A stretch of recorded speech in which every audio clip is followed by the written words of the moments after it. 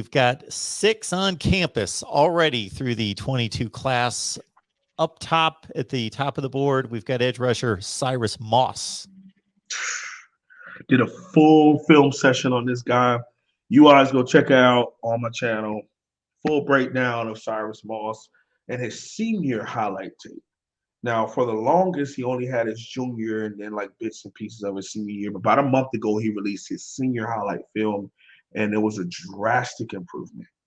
A drastic improvement in him as a complete player. He is a true, although he is a 6'6", 215-pound guy, he's a true outside linebacker in a 3-3 stack. What I mean by that is he splits the difference between the tackle and the nearest threat, whether that be an inline tight end, whether that be that's when it looks more like a 3-4, whether it be a slot wide receiver, he splits the difference. He has the ability to read and react and identify screens and wheel routes and all that kind of stuff. He's covering backs out the backfield, kind of like Greg Rousseau did against Pittsburgh. I mean, he is just a dynamic player. He's not just an edge pass rusher prototype. Now, this also goes hand in hand with my thought of us being a 3-4 multiple kind of team, because these kind of body types, you gotta have that length. That is, I mean, he's 6'6" with the 6'8" wingspan. Okay, really, really long arms to keep these offensive tackles off of him while he pursues the ball carrier. Big time. That has You have to have that, and he has to be at around 230 by the end of spring, and he might be like 240 by the beginning of the season. I mean, the way that these nutrition programs go, the way that these young men eat, freshman 15, freshman 30, 40, whatever happens to you when you're able to consume that much food in one day. That's going to be happening for these young men, and the way that we're going to be lifting now. He's from Las Vegas. I don't know if he's ready for that Miami Heat. It's different. It's different. It works good for the guys who are bigger that we're trying to pull down and make them cut the weight. It could work against the guys that's trying to build weight because you just melt. You melt out there, man. It's warm. It's warm out there at the crib. But Cyrus Moss is, I love it, man. I love what he brings to the table. Even as a pass rusher, I've seen his moves change. But something that blew my mind, Mark, setting the edge, a guy who's 6'6", probably at that time maybe 208, 210, before he just started lifting weight because the season was over. He's setting the edge. What we mean by setting the edge, guys, is when the offensive tackle is stepping at you and trying to turn their hips and turn you, and you're able to stack them with one hand and keep this left arm free to pursue, or just completely get rid of them, stack and shed, all that kind of stuff. He showed that on a consistent basis, the ability to do that. Of course, lost some, but watching his highlight tape. So it was nice to be able to see him be able to do that. He knows how to wrong arm. He knows how to take on blocks, and I see why he's the highest rated prospect. I look at him as, don't want to compare him to any other Kane, but I'm just saying he's big time. I like what he brings to the table. Hopefully, we can develop him. That's the question. Him walking in right now, he's a borderline 5-star prospect. Him leaving here, I'm hoping he would have shown us the ability to play that at that level on a consistent basis. And it's not easy. I'm not saying it is, but that's what we bring him in to do, and that's why we make sure that we give him all of that developmental stuff so that he is that. And here's a young man who spoke multiple times, Mark, about the fact that Coach Cristobal had to basically re-recruit him because he wasn't coming to no Miami. He wasn't even offered by the previous staff. He knew nothing about that. And he had to be convinced by his linebackers coach and his defensive coordinator to even take a visit to Miami, because he said, I'm not going on any visits to a school I'm not going to commit to. So he was only going to go to Oregon and USC. It was going to be a battle between those two, West Coast ball. But his staff there thanked them so much. They said, if you have such a great relationship with Coach Cristobal, you need to answer his phone calls. You need to talk to him. You need to go down there and see if you felt the same connection you did with him. And because your defensive line coach, who you were going to have at Oregon, he's at Miami. The head coach you were going to play for, who was at Oregon, is at Miami. So go down there and see if you feel it. He said he went on one, and the crazy part is, Mark, he didn't even do 2 days. He split it. So he had the first day, Saturday, he spent at USC, gets on a plane, comes across the country, and spends Sunday at Miami. And then he said that's when he knew. And it's also a guy that signed in December. He signed his letter of intent in December. It just wasn't announced until early January for the Army All America or Adidas, whatever they call it nowadays, Adidas All American game. So it's I went on a rant about him because I think it's important for people to know his story is different, and what Coach Cristobal did to get him to come here.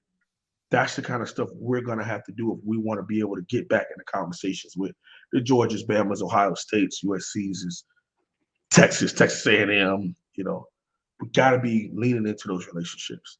That's the way we're going to change people's minds. Now, once we start playing football again and winning games, that stuff's going to be the other side.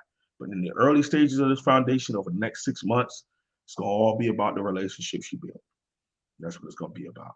Naturally, Kelly, I've talked about him a lot too. Local guy, Broward County guy from Dillard High School. Edge rusher, I love his first step. Love his first step.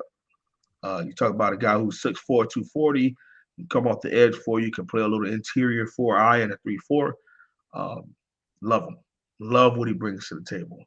Jalen Skinner, number 3 tight end in the country, former Alabama commit. We're going to see. We're going to see. It's hard to find film on him.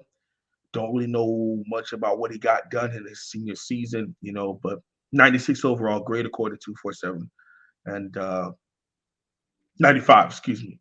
And tight end's always been good to Miami, top 100 prospects. So we're going to see when it comes to that. Kamari Rogers, a cornerback, 6 foot, 150 pounds. Thank God you're early enrollee. You're lighting the behind, man. We'll get him in the weight room, get him out there. But a prospect, played some wide receiver this year. Big time touchdown guy. Got hurt, but besides that, he's a big time playmaker. I'll save this next one for last. Ja'Curry Brown, prospect for a quarterback. To me, I love him. I love what he's bringing to the table as far as size, playmaking ability, arm strength. Now, once he gets there, then we'll talk about mechanics and stuff like that and get him a coach, get him somebody going. But big steps from his junior film to his senior film.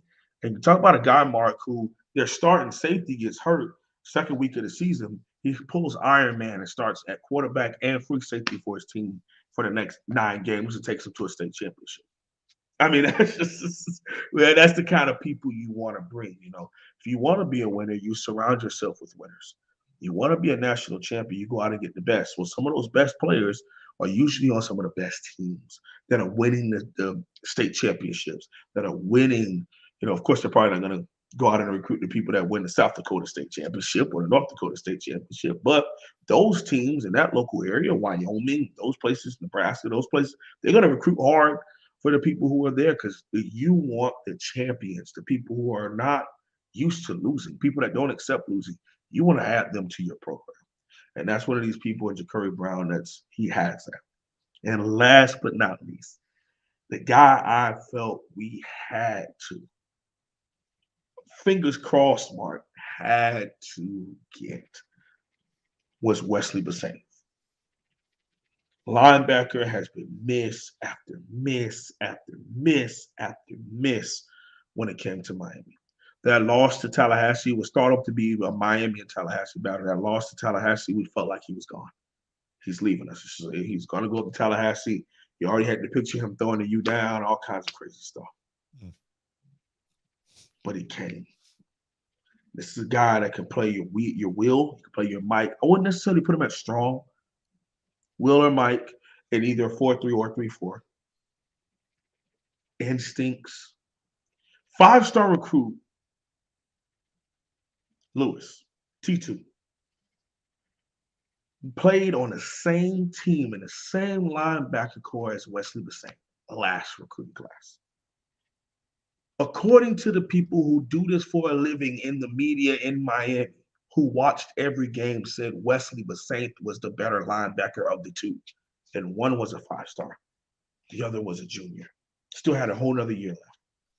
Now, Of course, he gets 92 overall grade. He's a highly sought after 4-star, top 100 kind of prospect, but thought of to be better than the 5-star who was a top 10 prospect at the time.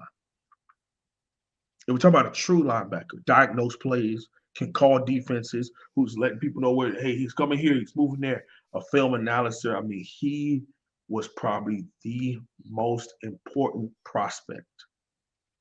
And according to me, except for Shamar Stewart, I really wanted Shamar Stewart, but he decided to go somewhere else. I really like Nigel Lee Kelly. But if you would tell me that Miami could get one guy for sure, local area, I wanted Wesley Besan because we need that influx of talent at linebacker. We need it. It's really bad. Now, if I'm a fan of some other team and we just, want some edge presence or something like that, I would have picked some other guys. But for the University of Miami's football program, a linebacker is one of the absolute worst. And we needed that guy. And we got him. We signed him. And not only did we do that, he's an early enrollee in there getting his weight up to compete for us here at the University of Miami.